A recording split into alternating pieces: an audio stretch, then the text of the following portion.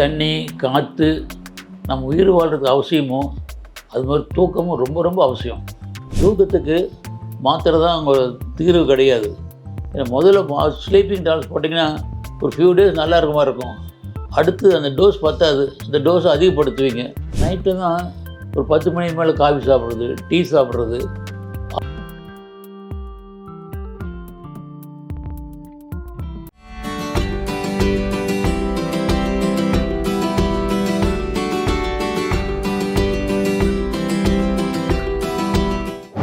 வணக்கம், doctor vs Natarajan, முதியோர் நல மருத்துவர் பேசுகிறேன். இன்றைக்கி எடுத்துக்கிட்ட டாபிக் ரொம்ப காமன் டாபிக். நிறைய பேர்த்து கேட்டிருப்பீங்க, பார்த்துருப்பீங்க. ரொம்ப காமன்.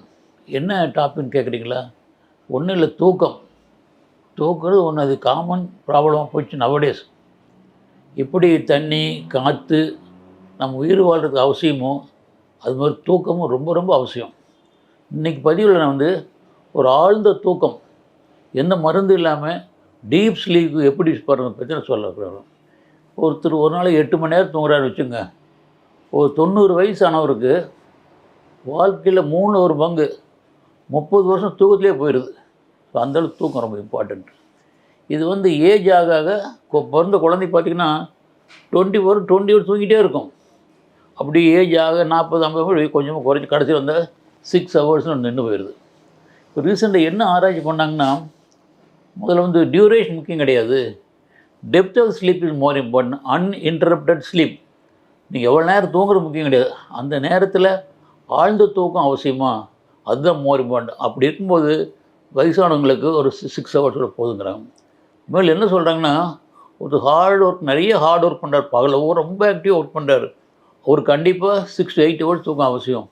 இல்லை சில பேருக்கு எந்த ஒர்க்கும் கிடையாது, ஸோ வீட்டிலே ரெஸ்ட் எடுத்துகிட்டு இருக்காரு, அவர் 6 ஹவர்ஸ் மோர் தென் எனஃப் அப்படிங்கிறாங்க.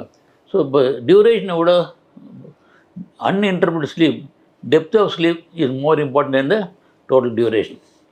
சரியான தூக்கம் ஏன் வரதில்லை அப்படின்னா, முதல் காரணம் நம்ம சாதாரண பார்க்குறது நீண்ட நேரம் பகலில் தூங்கிட வேண்டியது. ஒருக்கும் ஒன்றும் இல்லை, ரிட்டையர்ட் லைஃப் ஆகி போச்சு, ஒரு 2 to 3 ஹவர்ஸ் நல்லா தூங்கிடுறாங்க, உங்களுக்கு கண்டிப்பாக நைட் ஆனால் தூக்கம் வராது. அப்புறம் எந்த எக்ஸசைஸும் கிடையாது. ஒரு மார்னிங்கில் பிரிஸ்க் வாக்கிங் போகிறது, ஈவினிங் வாக்கிங் போகிறதோ, மாதிரி வாக்கிங் ஒரு எக்ஸசைஸ் கிடையாது, நேரம் பகலில் தூங்கிடுறாங்க. அப்புறம் நிறைய டிசீஸ் இருக்குது அவங்களுக்கு.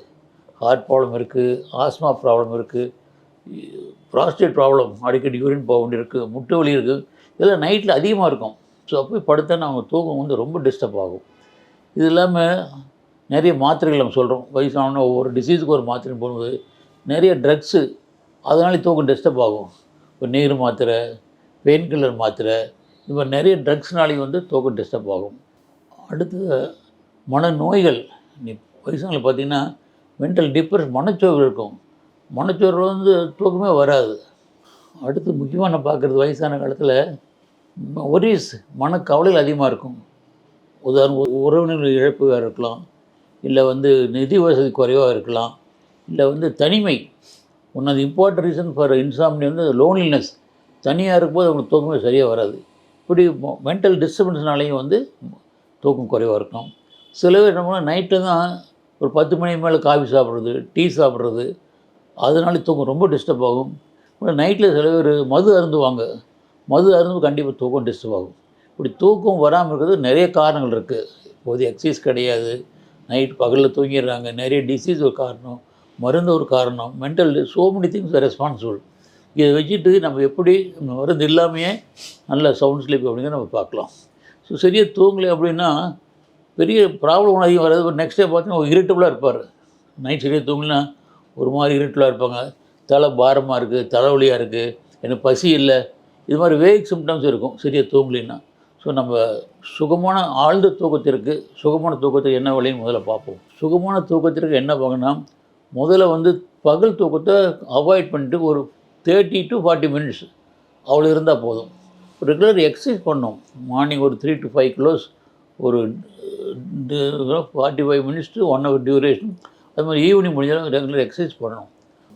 அப்புறம் தேவையற்ற மருந்துகள் நிறுத்திடணும். இப்போ டைக்ரெட்டிக் மாத்திரை, நிறைய மாத்திரைனாலே தூக்கம் டிஸ்டர்ப் ஆகும், மாத்திரை நிறுத்திடணும். அப்புறம் வேறு ஏதாவது டிசீஸ் ரெஸ்பாண்ட் ஆகும், நம்ம ட்ரீட்மெண்ட் எடுத்துக்கணும். ஒரு ஆஸ்மா இருக்கும், ஸோ நைட் ஆனால் மூச்சு வாங்க வர மாதிரி இருக்கும், சில ப்ராஸ்டேட் ப்ராப்ளம், என்ன டிசீஸ்னால் அந்த டிசீஸ் கொண்டாட ட்ரீட்மெண்ட் எடுத்துக்கணும். அப்புறம் இன்னொன்று சொல்கிறாங்க, ரெகுலராக ஈவினிங் ஒரு வாக் போயிட்டு வந்து ஒரு வார்ம் வாட்டரில் குளிச்சுட்டு ஒரு வெதுவெப்பான பால் சாப்பிட்டா நைட் நல்லா தூக்கம் வரும் அப்படிங்கிறாங்க. இன்னும் சித்த வைத்தியம் என்ன சொல்கிறாங்கன்னா, ஒரு வார்ம் மில்கில் 2 ஸ்பூன் தேனு, 1 ஸ்பூன் பவுடர் பண்ண கசகசா பொடி போட்டு சாப்பிட்டா சவுண்ட் ஸ்லீப் வரும், சித்த மருந்து சொல்லுது. இது தவிர இன்னும் சில மாற்றங்கள் இருந்தால் ஸ்லீப் ஹைஜீன் சொல்லுவோம். அது எப்படின்னா, ஒரு டைமுக்கு இந்த டைம் தான் போகணும், இந்த டைம் தான் படுக்கணும், கரெக்டாக நைட்டு 10 மணி கரெக்டாக போயிடணும். அந்த ஒரு டைமுக்கு போகிற மாதிரிலாம் மாற்றிக்கணும். ஒரு படுக்கிற ரூம் வந்து ரொம்ப சுத்தமாகவும் க்ளீனாகவும் இருக்கணும். லைட் மைல்டாக சின்ன லைட்டு மங்கி ஒளிச்சு லைட் போட்டுக்கணும். இப்போ கரெக்டாக படுக்க போகும்போது அந்த பெட்ரூம் வந்து தூங்குறது மட்டும்தான் யூஸ் பண்ணிக்கணும். மற்றபடி கொஞ்சம் டிவி பார்க்குறது, செல்ஃபோன் பார்க்குறது அதில் கம்ப்ளீட்டாக அவாய்ட் பண்ணணும். உங்கள் டின்னர் 8 o'clock நீங்கள் முடிச்சுடுங்க. நீ 10 மணிக்கு போகிறீங்கன்னா 2 hours before you complete the dinner. அந்த டின்னரும் லைட்டாக சாப்பிட சொல்லி, நான் நைட்டு ஹெவியாக சாப்பிட்ருவாங்க. ஹெவியாக சாப்பிட்டா நைட்டில் இன்டைஜஷன் வந்துடும், சரி தூக்கம் வராது. ஸோ 8 o'clock படுக்கிறதுனா இந்த 10 o'clock தூங்குறதுனா 8 o'clock டின்னர் முடிச்சிடுங்க. டின்னர் லைட்டாக இருக்கட்டும். ஒரு நைட்டில் இந்த பெட்ரூம் வந்து வேறு எதுவும் யூஸ் பண்ணக்கூடாது. 8 மணிக்கு மேலே காஃபி, டீ, தண்ணி மட்டும் குடிக்கணும். ஆல்கஹால் டோட்டலாக அவாய்ட் பண்ணிக்கணும். இது இப்போ சில மாத்திரைகளெல்லாம் அவாய்ட் பண்ணிக்கணும். ஸோ தூக்கத்துக்கு மாத்திரை தான் அவங்க தீர்வு கிடையாது. ஏன்னா முதல்ல ஸ்லீப்பிங் டாப்ஸ் போட்டிங்கன்னா ஒரு ஃபியூ டேஸ் நல்லா இருக்க மாதிரி இருக்கும். அடுத்து அந்த டோஸ் பத்தாது, அந்த டோஸை அதிகப்படுத்துவீங்க. அது பத்தாது, டோஸ் அதிகப்படுத்தணும். இப்படியே பண்ணி முக்கியமாக ட்ரக் அடிக்ட் ஆகிடுவீங்க.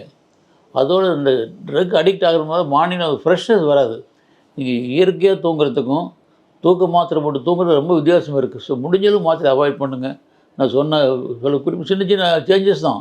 அது பண்ணி பார்த்தீங்கன்னா without a drug we can have sound sleep. நன்றி, வணக்கம். பூங்காற்று நாளைய நல்வாழ்விற்கான வழிகாட்டி. தொடர்ந்து இந்த மாதிரி வீடியோக்களை பார்க்க பூங்காற்று சேனலை சப்ஸ்கிரைப் பண்ணுங்கள்.